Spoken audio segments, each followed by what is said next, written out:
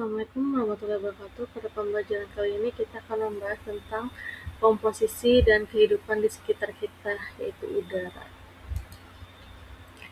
Apa itu udara? Udara adalah campuran gas yang membentuk atmosfer bumi, selimut tipis yang membentang dari permukaan hingga ketinggian besar. Secara fisik, udara tidak berwarna dan tidak berbau ketika murni. Secara kimia, udara bukan suatu zat tunggal, melainkan campuran mekanis beberapa gas yang tetap terpisah secara fisik namun bersama-sama menentukan kondisi lingkungan dan kesehatan.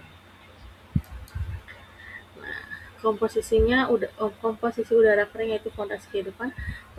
Udara kering yaitu udara tanpa uap air, mempunyai komposisi yang relatif stabil dan menjadi fondasi bagi proses biologis maupun fisika di bumi. Berikut komposisi rata-rata dan fungsi singkatan tiap komponen. Yang pertama ada nitrogen N2, 78%, gas dominan relatif insert, penting sebagai sumber atom nitrogen setelah difiksasi menjadi amonia atau nitrat untuk sintetitas protein dan asam nukleat pada makhluk hidup.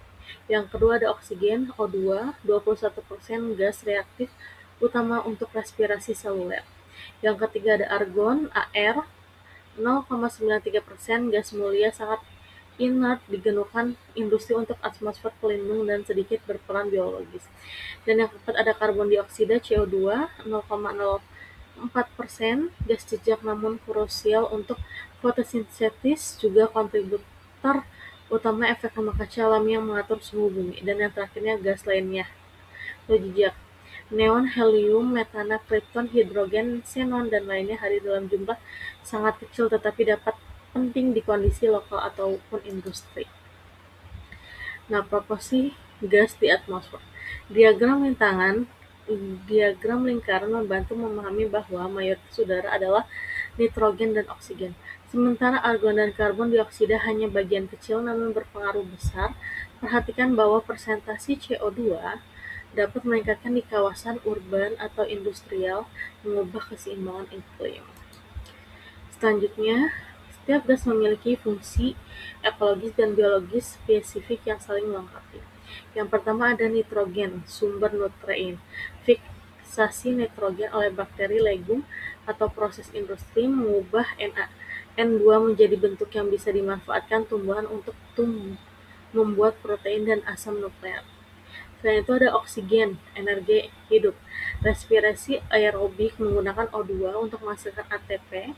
Ketersediaan oksigen menentukan kapasitas organisme untuk melakukan metabolisme intensif. Dan yang ketiga ada karbon dioksida, yaitu bahan penggunaan fotosintesis. CO2 adalah bahan baku fotosintesis yang memungkinkan tanaman membentuk karbohidrat dan melepaskan O2 sebagai produk sampingan.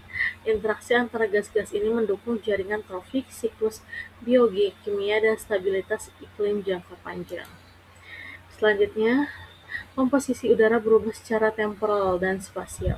Uap air sangat fluktuatif, CO2 meningkat secara musiman, dan polutan lokal dapat mencapai konsentrasi berbahaya di dekat sumber emisi. Nah, sumber polusinya ini kendaraan bermotor, pembangkit listrik berbahan bakar fosil, industri, dan pembakaran biomasa adalah kontribusi utama polusi udara. Nah, variasi alamnya ini di metana tinggi di rawa-rawa, uap air di daerah tropis, dan partikel debu di gurun. Variasi ini alami tetapi dapat berubah karena aktivitas manusia. Nah, jadi kesimpulannya ini, melindungi udara memerlukan kolaborasi individu, komunitas, industri, dan pemerintah. Berikut tindakan yang bisa diambil sekarang juga. Nah, yang pertama ada kurangi emisi transportasi, yang kedua beralih ke energi bersih, yang ketiga rehabilitasi hijau atau menanam pohon, dan yang terakhir ada monitoring kebijakan. Nah, cukup sekian pembelajaran kali ini. Wabillahi taufiq wal hidayah. Wassalamualaikum warahmatullahi wabarakatuh.